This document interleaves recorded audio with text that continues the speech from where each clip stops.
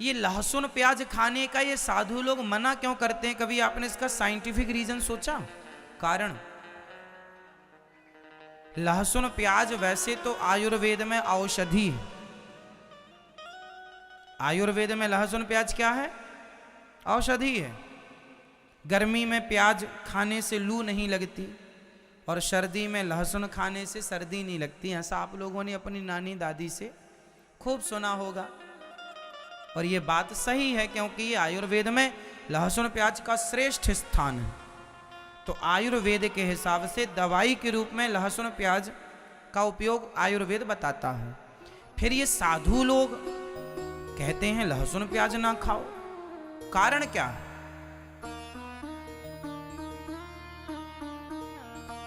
क्यों नहीं खाना चाहिए लहसुन प्याज, आप बताओ। हाँ, आपसे बैठे बैठे उत्तर दो, बिंदास बोलो। लहसुन प्याज का गुण क्या है? लहसुन प्याज जो है ना, शरीर में जाकर शरीर को अत्यधिक वह विचलित करता है, उत्तेजित करता है। ज्यादा ताकत है ना उसमें, उत्तेजित करता है। दूसरा, वह तामसी है, तमोगुण से भरा हुआ है।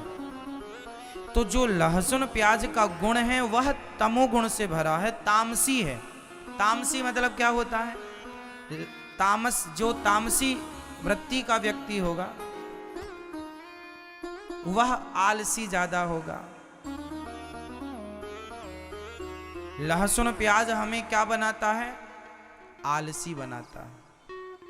और केवल आलसी नहीं, आप समझिएगा, लहसुन प्याज दोनों शरीर को उत्तेजित करते हैं। क्या करते हैं? उत्तेजित करते हैं। तो जो भक्त होता है वो अपने शरीर को शांत रखना चाहता है, वो अपने मन को शांत रखना चाहता है, और लहसुन प्याज गई अंदर उत्तेजित करती है। तो उत्तेजना से जो साधु संतों का तेज है वह बिगड़ जाता है, उनका ब्रह्मचर्य बिगड़ने की संभावना बढ़ जाती है। इसलिए साधु संत कहते हैं भाई हम वो खाएंगे जिससे हमारा शरीर उत्तेजित ना हो। खान पान में कंट्रोल क्यों भाई? जिसे बहुत भोग भोगना है तो आप तो उत्तेजित खाओ, और जिसे मन को साधना है, कंट्रोल करना है, वो अपने खान पान को कंट्रोल करता है। एक कहावत सुनी होगी आप लोगों ने, मैं सुना देता हूं, गांव की है, पता नहीं आप जानते कि नहीं। दाना दुनका जो खाएं उन्हें सतावे काम, और हलवा पूड़ी जो खाएं उनके मालिक राम। इस बात का अर्थ जानते हैं क्या हुआ?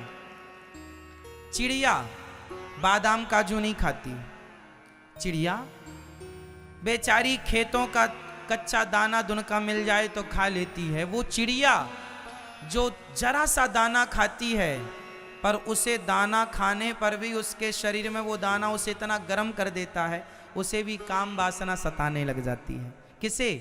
चिड़िया को। हाँ या ना? कुत्ता क्या खाता है?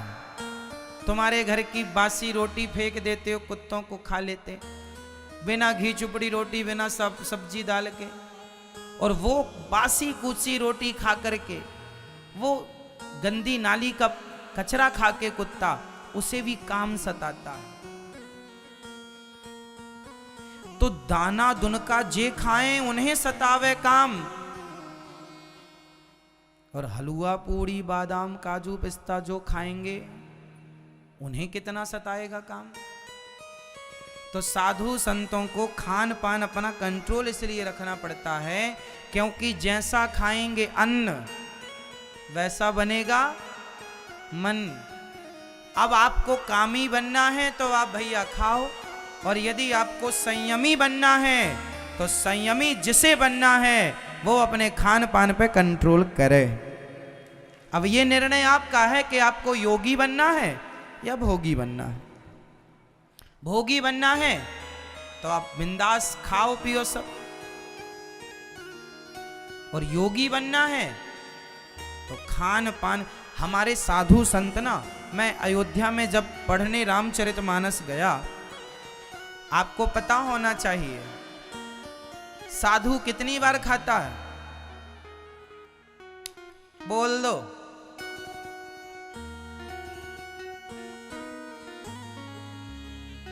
जो 2 बार खाए वो साधु हो ही नहीं सकता। 1 बार खाए योगी, 2 बार खाए भोगी और 3 बार खाए रोगी। जो योगी है वो कितनी बार खाता है? जोर से। ये दास अनिरुद्ध ने अभी से, हम 1 बार 1 टाइम ही खाना शुरू कर चुके हैं। जब कभी ज़्यादा वर्क हो जाता है, ज़्यादा काम कर लेते हैं, ज़्यादा भूख लगती है तो 2 बार खा लेते हैं, बट कोशिश करते हैं कि 1 ही बार खाएं। तो ये दास आपके सामने बैठा है। आज भी हमने जरा सी सलाद खाई, जरा सी सब्जी और जरा सा चावल खाया, बस खा लिया ना। अब हो गया रात्रि तक फुल, रात को नहीं खाएंगे, 1 बार ही खाते हैं।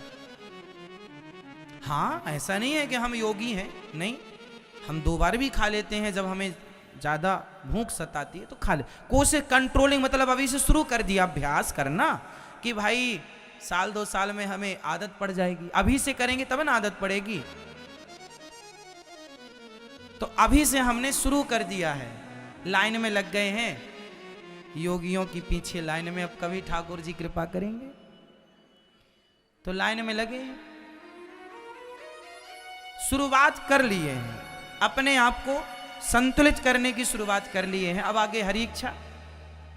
हम अपने मन को, अपनी वाणी को तो जीत नहीं सकते, जो ठाकुर जी चाहेंगे वही होगा। फिर भी कोशिश अपनी ओर से चालू है। खाने में कंट्रोल, हम व्यर्थ का नहीं खाते, मतलब का खाते हैं, जरा सा खाते हैं, पौष्टिक खाते हैं, सलाद ज्यादा खाते हैं, कच्चा ज्यादा खाना पसंद है हमें। कच्चा मीन्स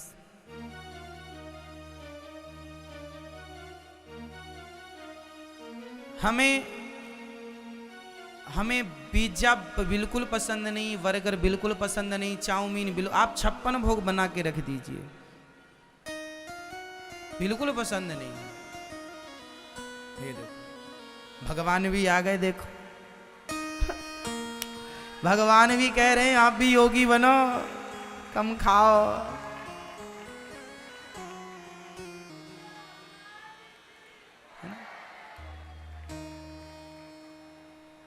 कल ही हमने कहा था कि पानी का कई भरोसा नहीं, कभी बरस जाए। देखो आज ही बरसने लग गए।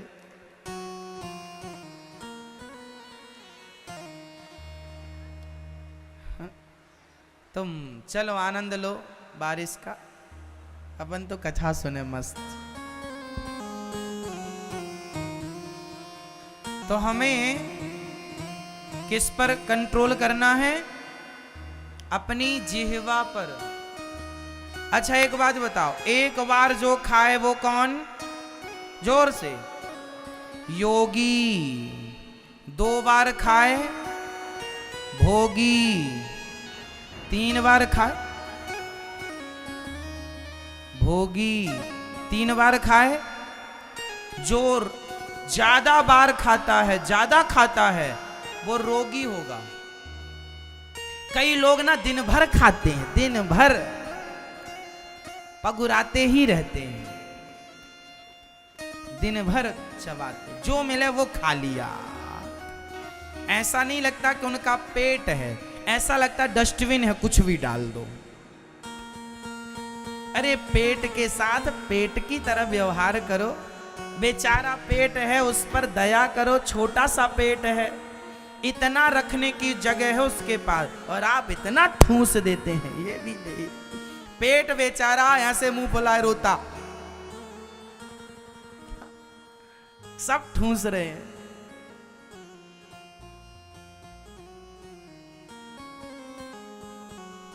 खीर बनी तो खीर खा लिया, पूड़ी मिल गई पूड़ी ठूस लिया, रोटी मिल गई रोटी, बड़े मिल गए बड़े खा लिया, दही बड़ा मिल गया दही खा लिया, पेप्सी कोका कोला मिल गई वो पी लिया, जूस मिल गया वो पी लिया, आइसक्रीम मिल गई वो खा लिया, गुलाब जामुन मिल गई वो भी आने दो।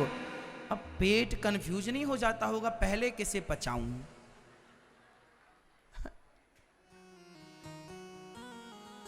चाय पी लिया और चाय पीने के 2 मिनट बाद आइसक्रीम खा लिया, पेट कंफ्यूज है, पहले गर्म बाद में ठंडा, वो पेट बेचारा तड़फड़ा रहा है, कहां जाऊं हे भगवान, कहां फंसा दिया मुझे।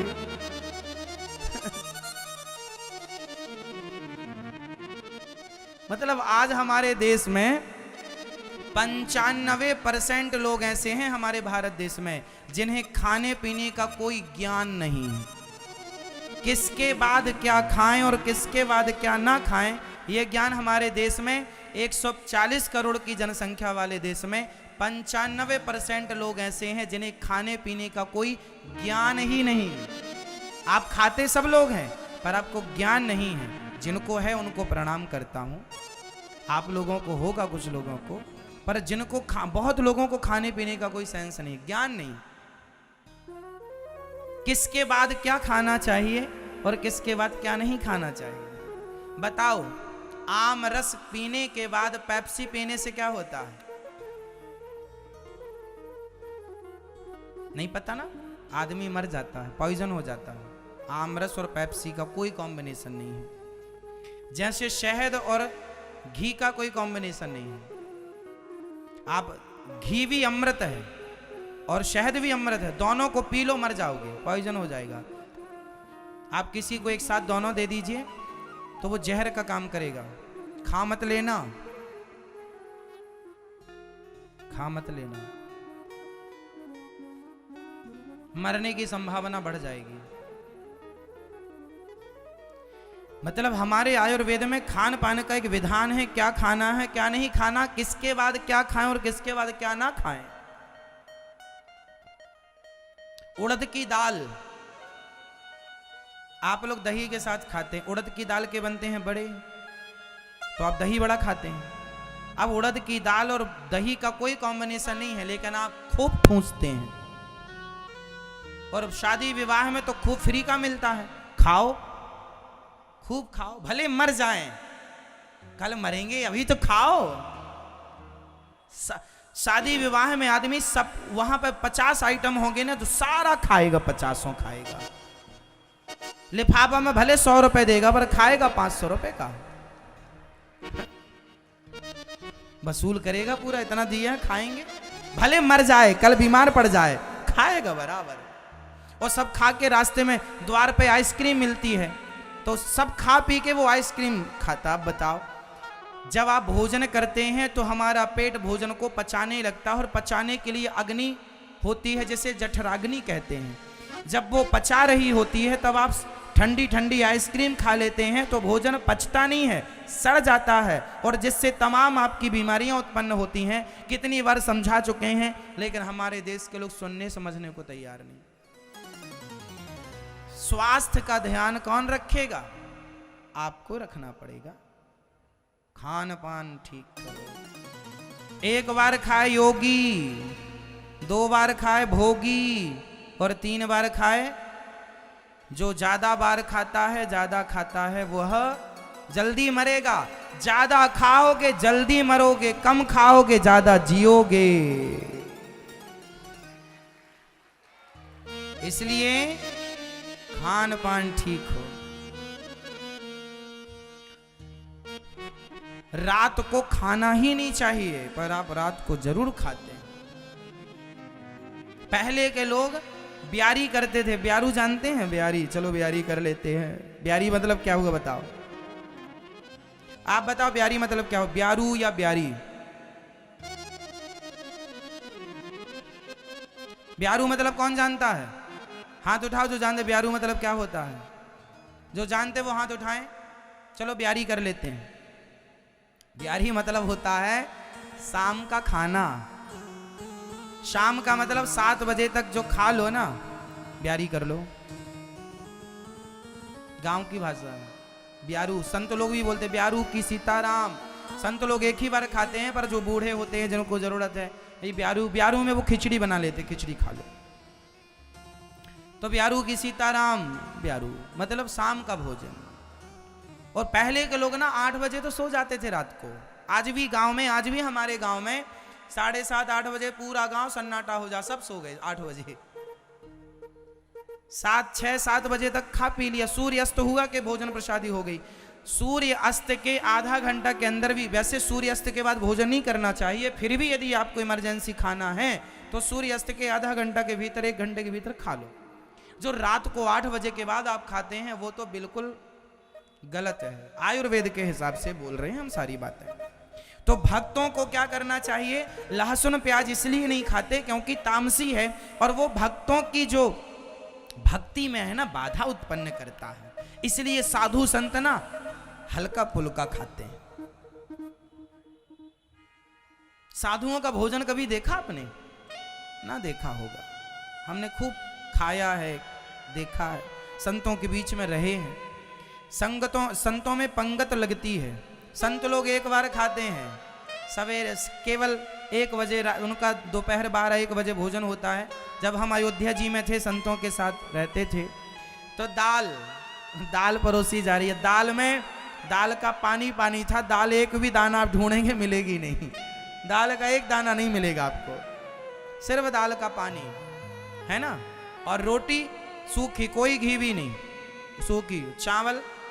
चावल, रोटी, चावल, साग में आप लोग तो आलू का पत्ता निकाल लेते हैं, आलू का छिलका उतार ले। साधु संत काहे का छिलका उतारे हैं? कहाँ पुरुषों भजन करेंगे छिलका उतारेंगे? स्वाद के लिए खाने वाला, स्वाद एक होता है स्वाद के लिए खाना, और एक होता है पेट भरने के लिए खाना। तो कौन सा खाना ठीक है? जोर से स्वाद वाला खाना भोगी खाता है, और पेट भरने के लिए केवल योगी खाता है।